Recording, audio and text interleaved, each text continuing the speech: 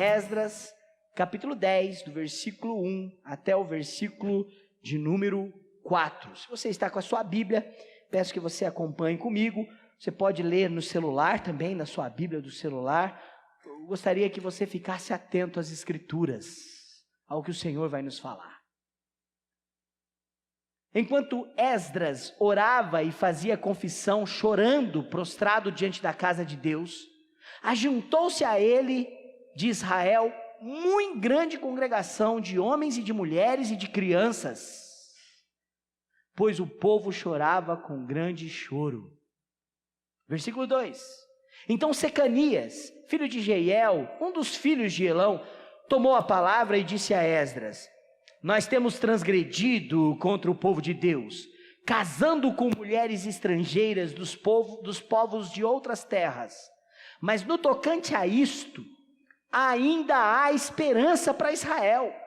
Agora, pois, façamos aliança com o nosso Deus, de agora despedirmos todas as mulheres e os seus filhos, segundo o conselho do Senhor e o dos que tremem ao mandamento do nosso Deus, e faça-se segundo a lei. Levanta-te, pois, esta coisa é de tua incumbência, e nós seremos contigo. Sê forte e age. Até o versículo 4. Um texto desafiador. Esdras descobre que o povo está cometendo o mesmo pecado que tanto desagradou a Deus. E agora há uma característica afetiva envolvida.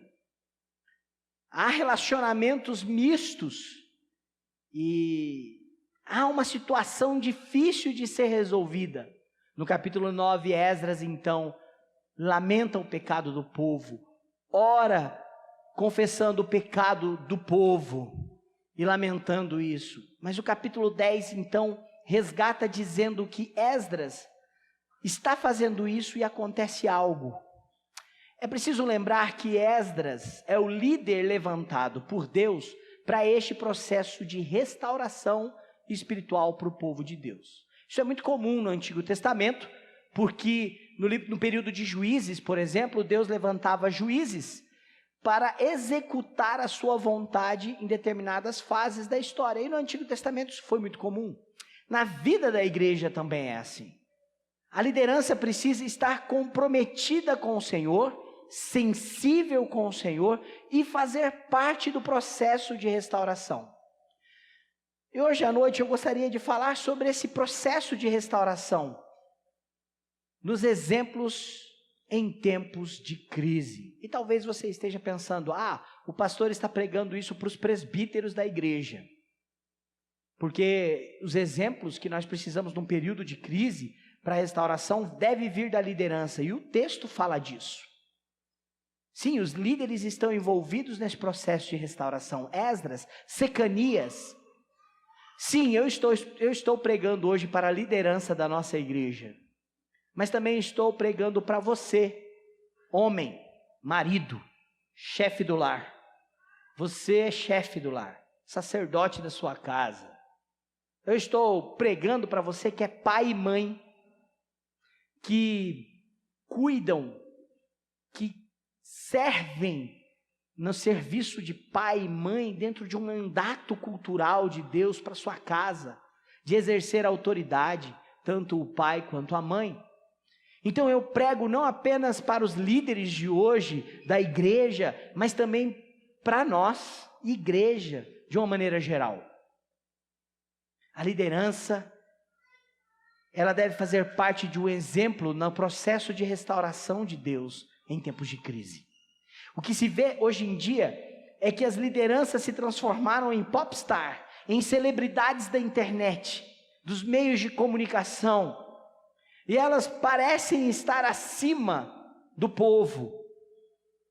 A liderança do povo de Israel, ela era movida como exemplo, era reconhecida como comunidade de servos. No Novo Testamento também é assim.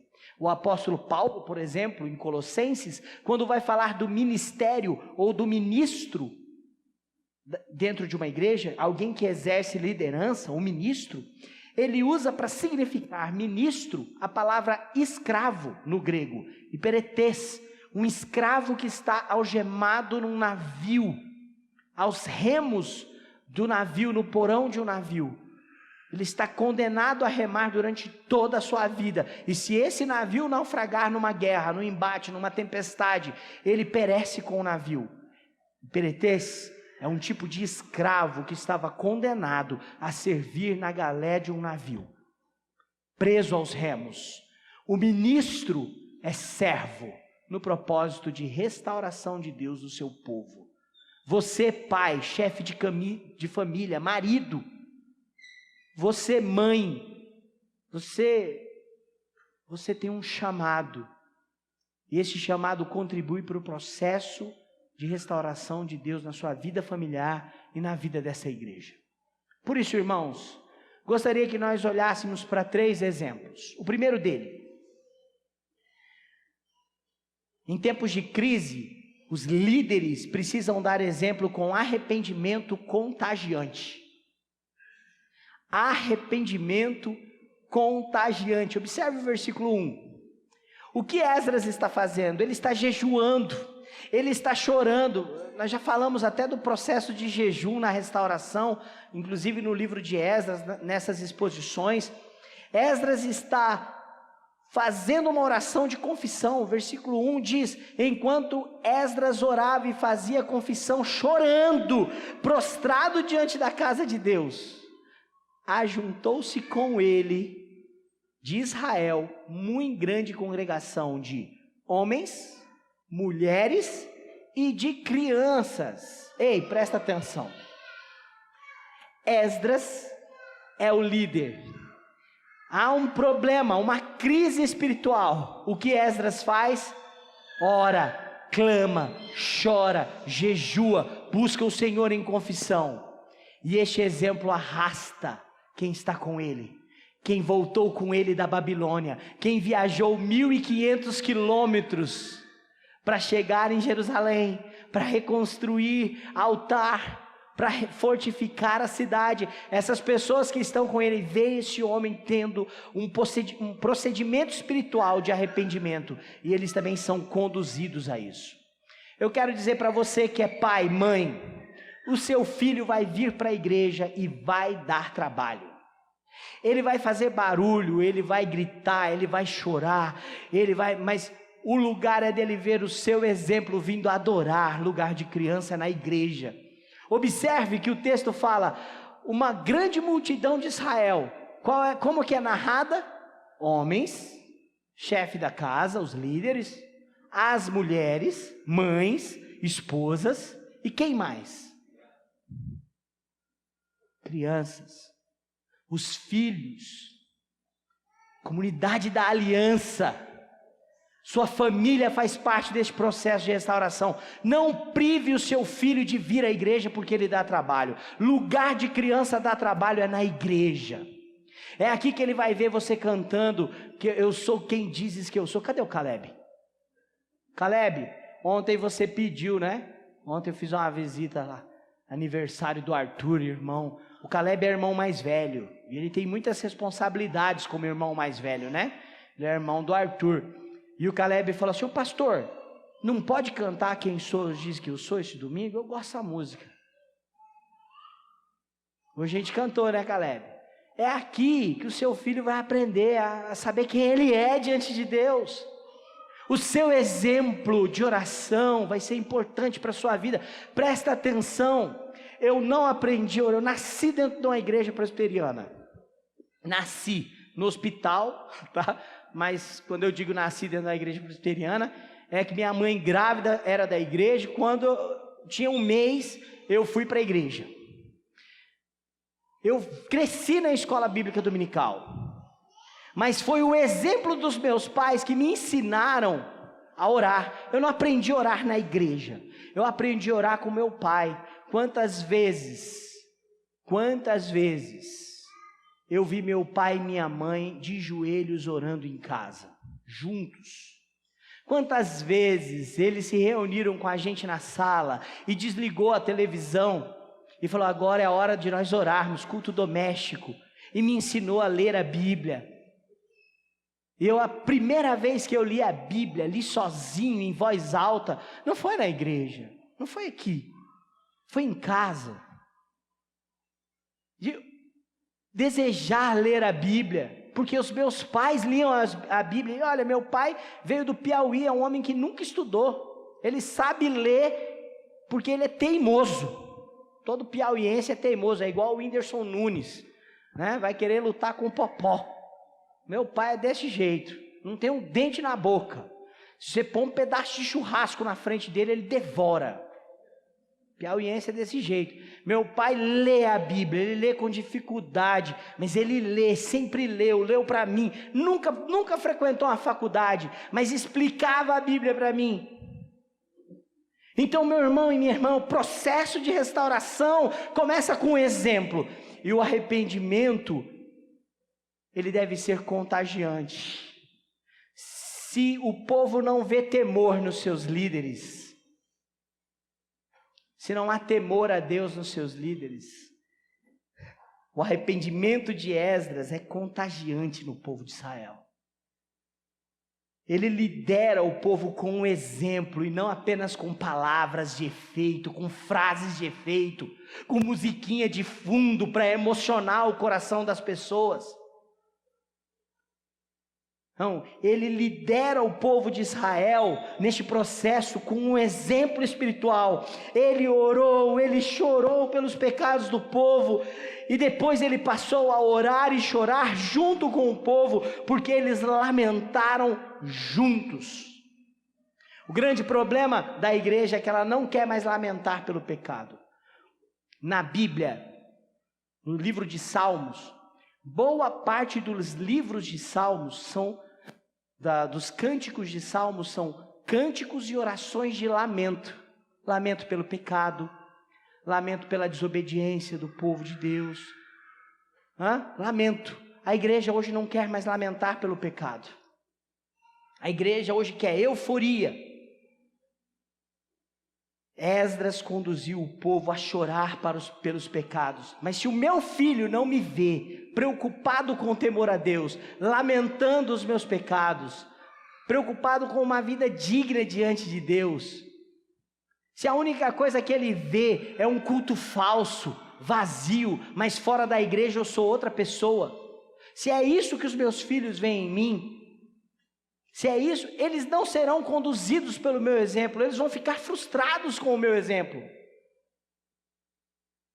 Se isso ocorre na igreja com presbíteros, que não choram mais pelas necessidades, com pastores que são insensíveis ao pecado do povo, e eu me coloco nessa situação.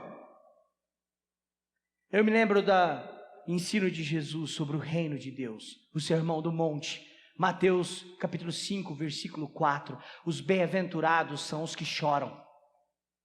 E eles não choram porque estão de luto, eles não choram porque estão com câncer, eles não choram porque perderam o emprego, eles choram por causa dos seus pecados, eles lamentam diante de Deus, porque os seus pecados ofendem a Deus. E há uma promessa para essa bem-aventurança, a promessa é que eles serão consolados. Eu gosto do exemplo do nosso Salvador, Jesus Cristo.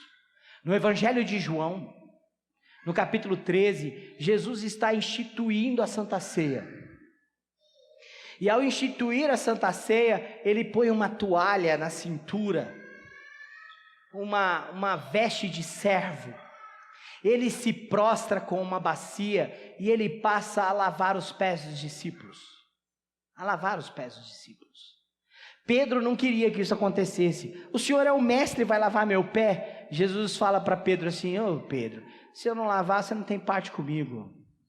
Eu estou querendo ensinar algo aí. Quando Jesus termina de servir aos discípulos, ele diz assim, João 13, do versículo 15 ao versículo 17. Olha o que Jesus diz para os discípulos: porque eu vos dei o exemplo, para que como eu vos fiz, façais vós também. Em verdade vos digo, que o servo não é maior que o seu senhor, nem o enviado maior do que aquele que o enviou. Ora, se sabeis estas coisas, bem-aventurados sois se as praticardes. O líder dá o exemplo, ele serve. Esdras aponta para Cristo, porque é ele que lamenta o pecado do povo, ele intercede, ele chora. Cristo faz isso pela igreja, e ele faz na cruz. Meu irmão e minha irmã, que o nosso arrependimento seja contagiante, que o momento de confissão do pecado que nós fizemos no culto hoje, lendo o texto de Amós, não seja só um protocolo litúrgico, faça parte do nosso costume de culto diário, de fazer um autoexame, de procurar a presença de Deus em arrependimento, que o nosso fervor espiritual seja contagiante para os nossos filhos, para a nossa igreja. A segunda característica deste processo e deste exemplo que os líderes deram no momento de crise está no versículo 2. Além deles serem exemplos no período de crise com arrependimento contagiante, eles também eram um exemplo em período de crise, agindo com esperança e firmeza. Eles agiam com esperança e firmeza. Olha, versículo 2, surge um personagem, ele já apareceu. Ele é narrado pela primeira vez no capítulo 8. Ele faz parte do grupo de famílias que foram repatriados. Ele é um dos que voltaram da Babilônia. O nome dele é Secanias. E ele é líder do seu clã familiar. Secanias tem um significado muito interessante. Ele diz que o Senhor, Yahvé, é o meu vizinho. Deus mora perto de mim.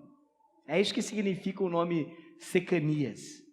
E no versículo 2, Secanias vai aparecer na história, porque vê Esdras desesperado, chorando, o povo também lamentando. Então Deus usa Secanias para ajudar a Esdras. E olha o que Secanias fala.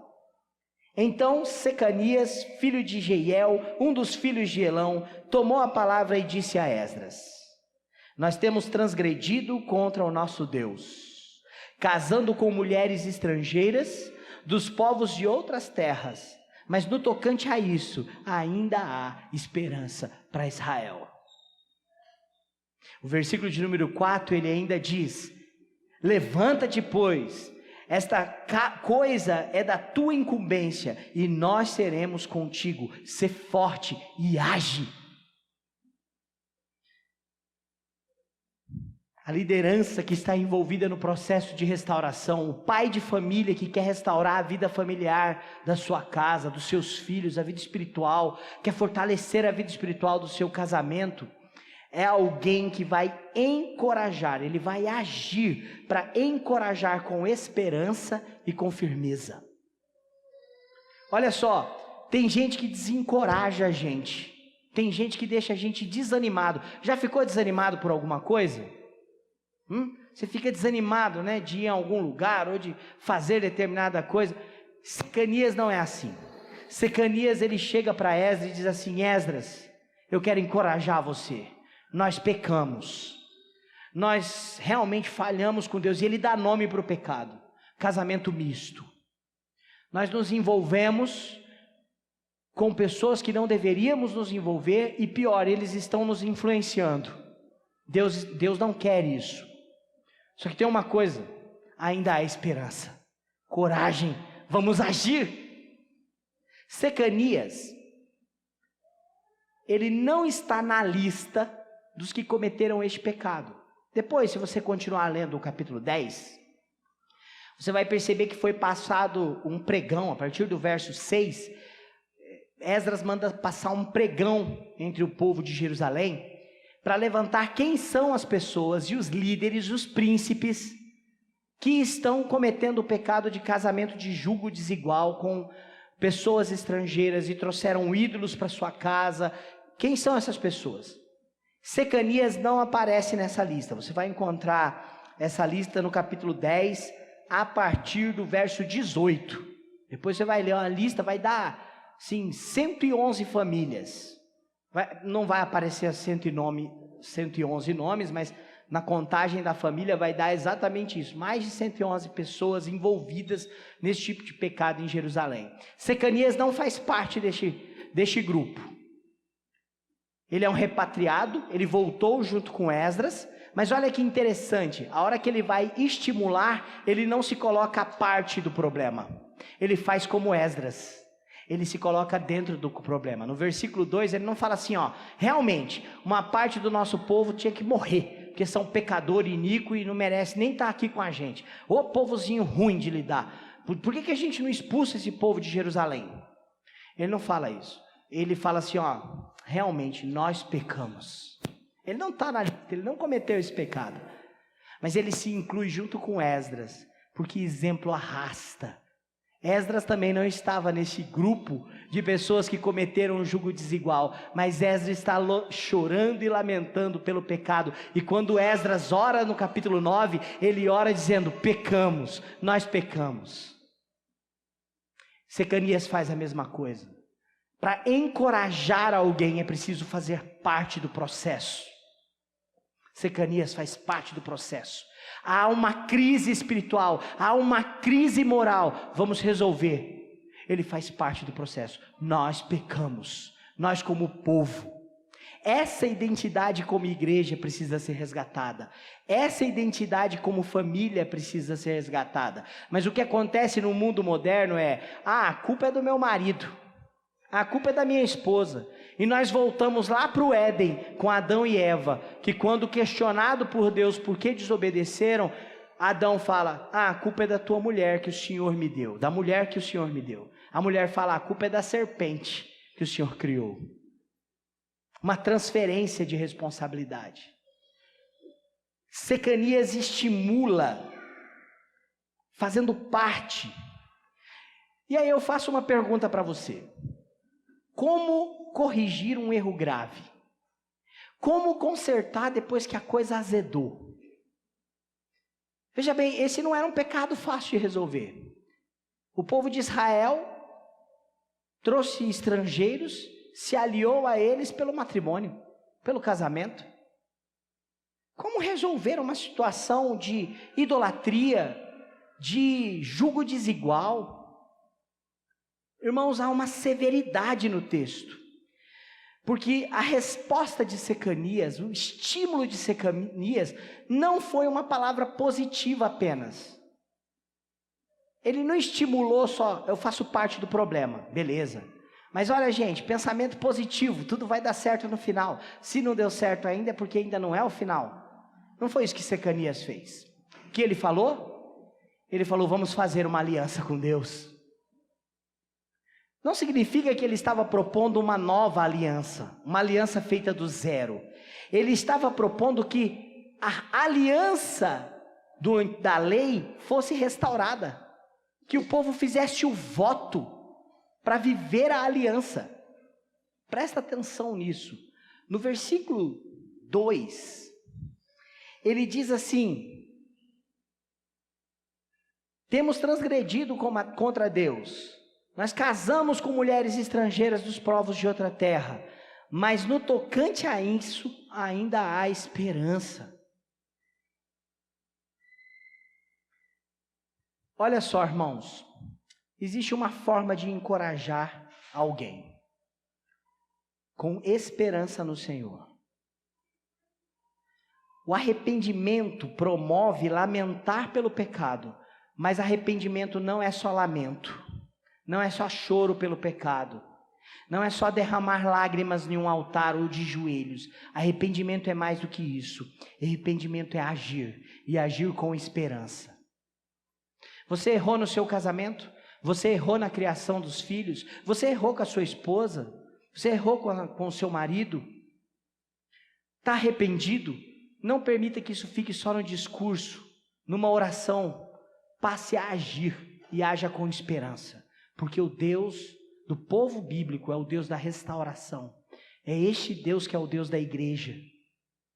Então Secanias estimula, encoraja a ação com esperança. Não perder a esperança. O erro não é o fim. O erro pode ser corrigido. O arrependimento é uma mensagem bíblica disso.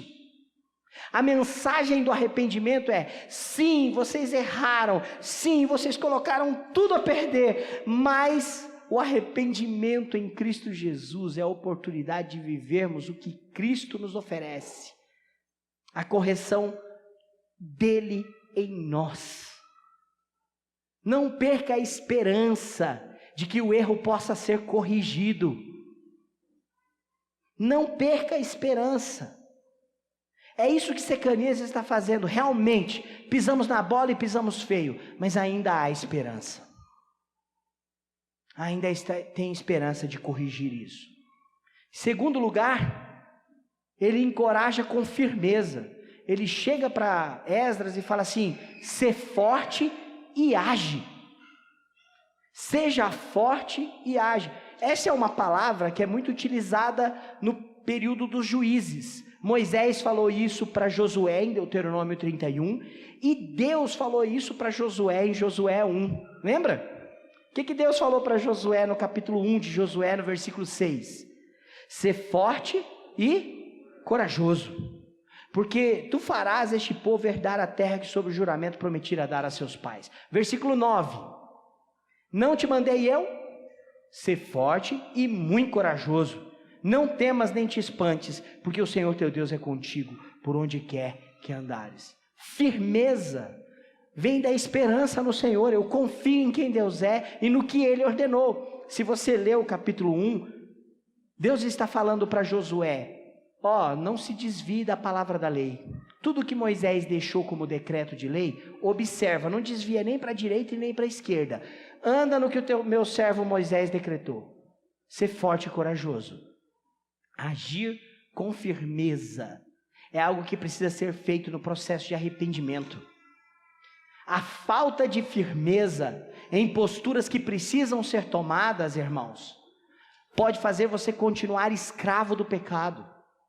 Que você já chorou, que você já se prostrou, que você já ajoelhou e pediu perdão para Deus. Não há como resolver o problema da pornografia entrando em sites sensuais. Não há como resolver o problema da maledicência se reunindo para falar mal da vida dos outros. Não há como resolver o problema da ganância sendo escravo e tendo como ídolo o dinheiro. Não dá para resolver problemas de mágoas sem o perdão. É preciso agir, e muitas vezes agir radicalmente. Agir com esperança, mas com firmeza. Seja forte e corajoso. Agora, observe que ele faz isso no versículo 4. Ser forte e age. Não é isso que ele fala no versículo 4? Na parte final? Mas olha como é que começa o verso 4. No verso 4, ele diz assim: levanta-te, pois esta coisa é de tua incumbência, e nós seremos contigo. Secanias está encorajando Esdras. Esdras é um líder que dá exemplo. Ele também está dando. Mas ele está encorajando Esdras e falando assim: só que isso quem tem que fazer é você. Você é o líder. É tua incumbência. Em momentos de crise espiritual, principalmente, nós temos a tendência de transferir responsabilidades. Nós temos a tendência de transferir os nossos deveres, porque eles são radicais, eles são urgentes. Não transfira a responsabilidade espiritual do seu dever. Não transfira. Age. Mesmo que isso seja difícil, que era o caso de Esdras. Ele teria que resolver um problema muito grande, muito sério, e resolveu. O fato é que Secanias está dizendo: em momentos de crise espiritual, eu não estou encorajando a você a ficar parado. Faz o que é a sua parte, meu rei. Não transfira suas responsabilidades. Chore pelo pecado, lamente, mas haja, faça. nem que para isso você tenha que cortar na carne, nem que para isso você tenha que limitar situações, horários, momentos. Não se resolve problema com bebida bebendo. Não se resolve problema de caráter alimentando um ego egoísta. É preciso agir com responsabilidade. Não se resolve problemas da igreja deixando para lá. O tempo vai curar. É preciso tratá-los. Por isso, todas as vezes que eu procuro alguém, e hoje os jovens da igreja estudaram isso na escola dominical, sobre disciplina, e a pessoa fala, mas o senhor não pode se intrometer na minha vida. Eu falo, você é membro da igreja? Sim, então eu tenho que me intrometer na sua vida. Senão o meu pastor, que é Jesus, que é o teu pastor, a quem eu trabalho e sirvo, vai cobrar isso de mim. Irmãos, terceiro e último lugar, é preciso romper com o erro. Líderes, chefes da família, precisam romper com o erro.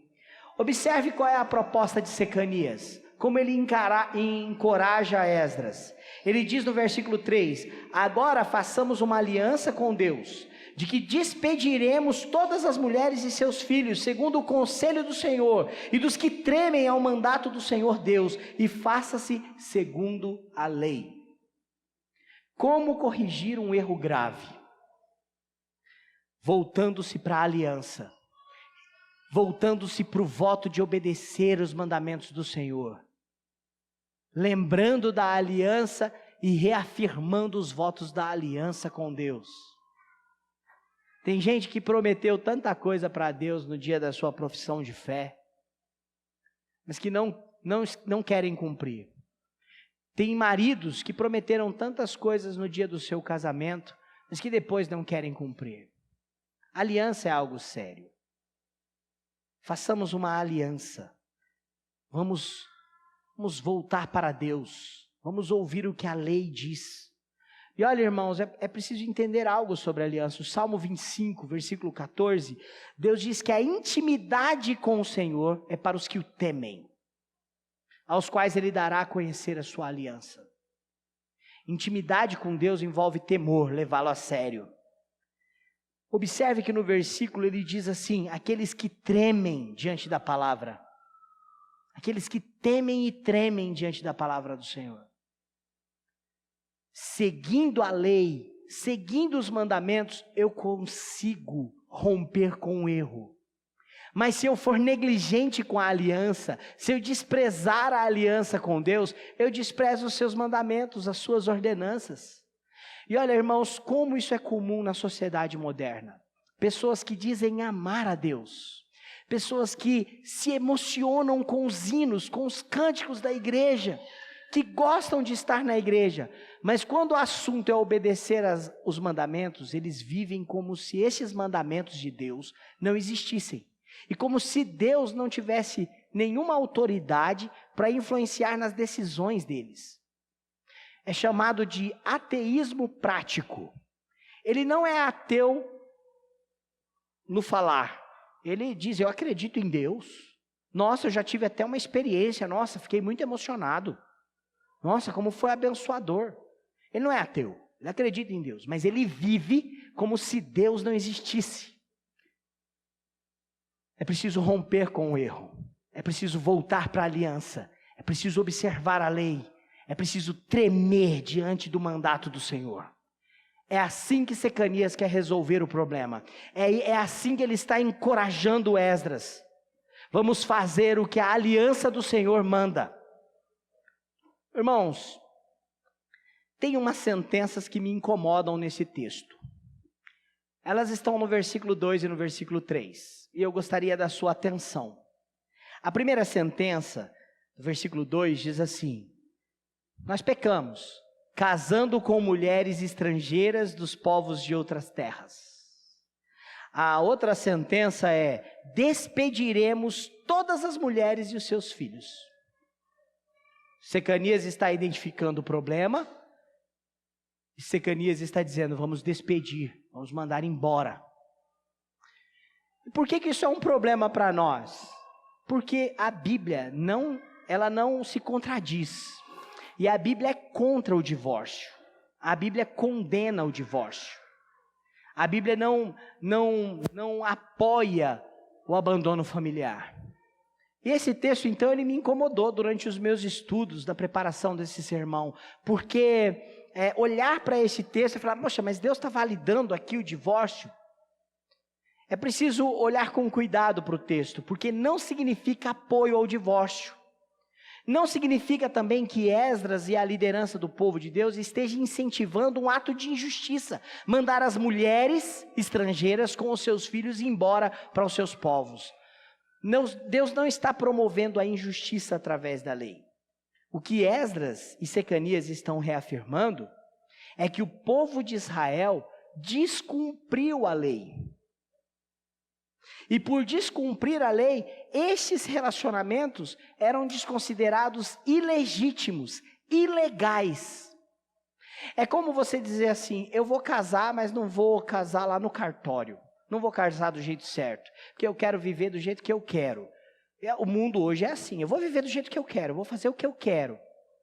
Eu vou morar junto, eu vou morar com 2 pessoas. Hoje é meu corpo e minhas regras, eu quero ser um animal, quero viver como um cavalo. E aí você vê grotescos, gente imitando um cavalo na vida. Eu vou viver com outro homem, eu vou viver com outra mulher. Tem coisa que não dá para chamar de casamento. São ilegítimos. Eu separei uma frase do reverendo Hernandes Dias Lopes, comentando esse texto. Ele diz que o casamento misto sempre foi um grande problema na história do povo de Deus. E por que era um grande problema? A questão não era miscigenação racial, não era por etnia.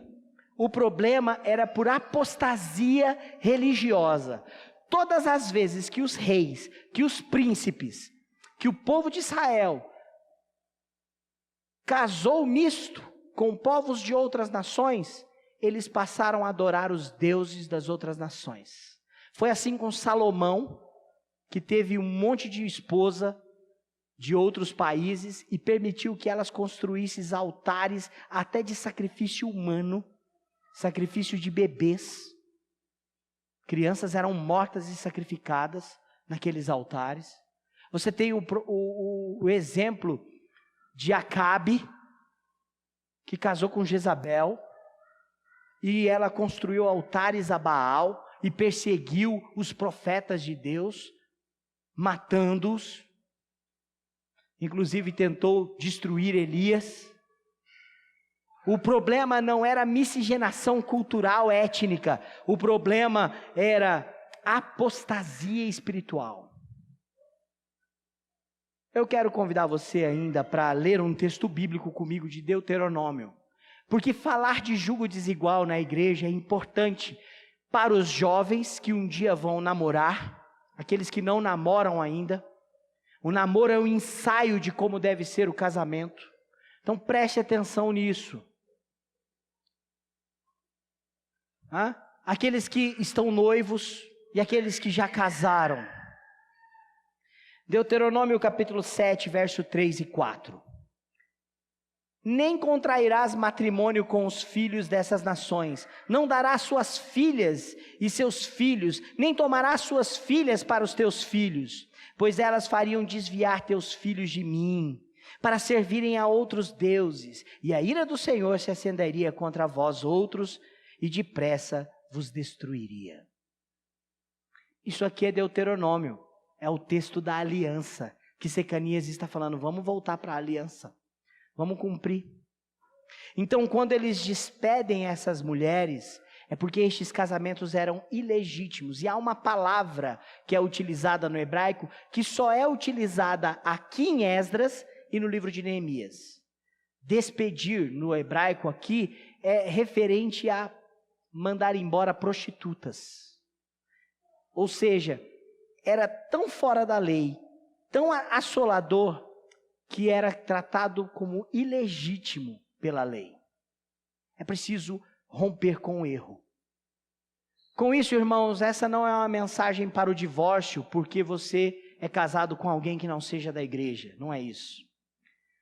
No Novo Testamento, a compreensão é de que a mulher crente, ela santifica o seu marido, a sua casa, os seus filhos, podem viver dentro da aliança, o marido também. Paulo prega isso. Mas no Novo Testamento, Paulo dá um alerta com o mesmo princípio do Antigo, que é em 2 Coríntios, capítulo 6, versículo 14 até o verso 18, que diz: não vos ponhais em jugo desigual com incrédulos. Presta atenção, moça. Presta atenção, rapaz. Não vos ponhais em jugo desigual com os incrédulos, porque que sociedade pode haver entre a justiça e a iniquidade? Eu vou usar uma linguagem retórica aqui, tá? Presta atenção, adúltero. Você que pensa, é retórico, não estou xingando ninguém, não sei de ninguém, e Deus não está me revelando nada aqui, tá? Mas presta atenção, adúltero. Você que pensa em deixar a sua mulher para se unir com outra, fora do casamento, presta atenção. Que julgo pode ser igual a este de iniquidade? Que comunhão existe entre a luz e as trevas? Versículo 15, que harmonia entre Cristo e o maligno? Ou que união do crente com o incrédulo? Que ligação há entre o santuário de Deus e os ídolos? Porque nós somos santuário do Deus vivente, como Ele próprio disse: habitarei e andarei com Ele, serei o seu Deus e eles serão o meu povo. Por isso, retirai do meio deles, separai-vos, diz o Senhor, não toqueis em coisas impuras e eu vos receberei, serei o vosso pai, e vós sereis para mim filhos e filhas, diz o Senhor Deus Todo-Poderoso. Esse texto não é do Antigo Testamento, é do Novo Testamento. É para uma igreja que está em graça. Por isso, cuidado com quem você se envolve. Meu irmão e minha irmã, eles mandaram embora mulheres e crianças. E foi difícil. Se você ler o livro de Neemias, você vai ver que foi muito difícil. Mas eles fizeram. E há uma lista dos homens que apertaram a mão e fizeram uma aliança diante do Senhor, que não cometeriam mais esse erro. A partir do verso 5, nós vemos Esdras agindo com coragem diante de uma situação difícil. Sabe por quê? A confissão de pecados é seguida por fazer a vontade de Deus e não a nossa, mesmo que seja difícil fazê-la. A confissão de pecados está em fazer a vontade de Deus e não a nossa, mesmo que seja difícil. Ah, pastor, mas se eu não for na balada, como que eu vou arrumar um namorado? Como que eu vou arrumar uma namorada? Porque na igreja as meninas já estão tudo namorando. Tua filha mesmo, pastor, já namora, tem 17 anos. Já falaram isso para mim, fiquei doido. Não posso falar para o Daniel quem foi, né? Senão vai dar confusão. A verdade é que pode parecer difícil, mas é a melhor decisão.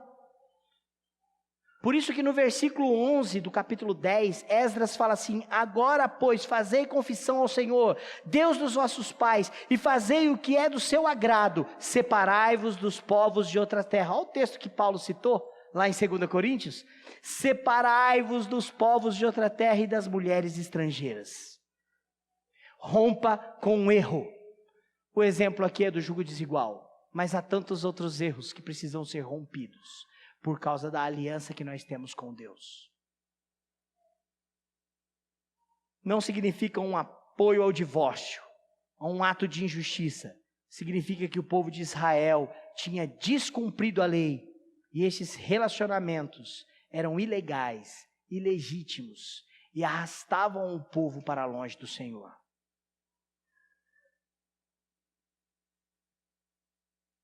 Nós vamos encerrar o nosso culto. E eu quero ler um texto de um teólogo chamado Tibérios Rata. Tibérios, ele diz assim, eu vou chamar a equipe de louvor para vir à frente, enquanto eu leio. O Tibérios diz assim: o livro de Esdras termina com uma nota muito prática para o líder cristão atual. Após momentos de oração e jejum, chega a hora da ação. Precisa chegar a hora em que nós vamos levantarmos de nossos joelhos e respondermos às necessidades que estão ao nosso redor. A oração e o jejum de Esdras estão seguidos pela confissão e pelo arrependimento e pela separação do pecado. Foi exatamente assim que o ministério de Jesus começou. Jesus pregava na Galileia, em Marcos capítulo 1, versículo 15: arrependei-vos e credes no Evangelho. A mensagem de Jesus não era trabalhe mais. A mensagem de Jesus não era tenha um diploma. A mensagem de Jesus não é empodere-se. A mensagem de Jesus não era pense positivamente. A mensagem de Jesus é a mensagem de arrependimento. Separe-se do pecado. A mensagem de Esdras foi assim. A mensagem de Jesus é assim. E essa precisa ser a nossa mensagem. E nós precisamos influenciar a nossa família assim. Porém, quando as duas recebem... piedade não substitui ação. E ação não substitui a piedade. As duas têm que caminhar juntos. Quando, porém, as duas recebem a mesma importância, o efeito é bom para o reino de Deus e para a nossa vida. A restauração. Rompa com o pecado. Volte para a aliança. Restaure a sua aliança com o Senhor. Vamos orar? Ei, pessoal! Quer continuar assistindo os nossos vídeos? Clique aqui e você vai ter acesso em outros vídeos. Mas também se inscreva no nosso canal, tá bom? Acione o sininho e compartilhe com outras pessoas.